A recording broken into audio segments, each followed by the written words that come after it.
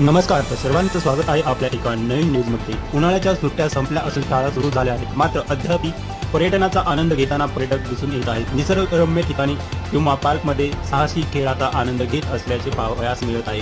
दरम्यान सोलापूर जिल्ह्याच्या अकलूज येथील सयाजीराजे वॉटर पार्कमधील फिरत्या पाळण्यामध्ये भीषण अपघाताची घटना घडली. येथील पार्कमध्ये वेगात पाळणा फिरत असताना एक पाळणा निसटून पडल्याने पाळण्यातील 3 जण जखमी झाल्याची माहिती आहे. या दुर्घटनेत भिगवण येथील तुषार धुमाळ नावाचे व्यावसायिक अत्यंत गंभीर जखमी झाले होते. धुमाळ यांना तत्काळ अकलूज येथील रुग्णालयात उपचारासाठी हलवण्यात आले होते. मात्र उपचारापूर्वीच त्यांचे निधन झाल्याची माहिती आहे. धुमाळ हे भिगवण येथील नावाजलेले LIC उद्योजक आहेत. दरम्यान अपघातातील इतर दोघे जखमींवर रुग्णालयात उपचार सुरू आहेत. अकलूज येथील सयाजीराजे वॉटर पार्क हे सोलापूर जिल्ह्यातील प्रसिद्ध पर्यटन स्थळ आणि वॉटर पार्क आहे.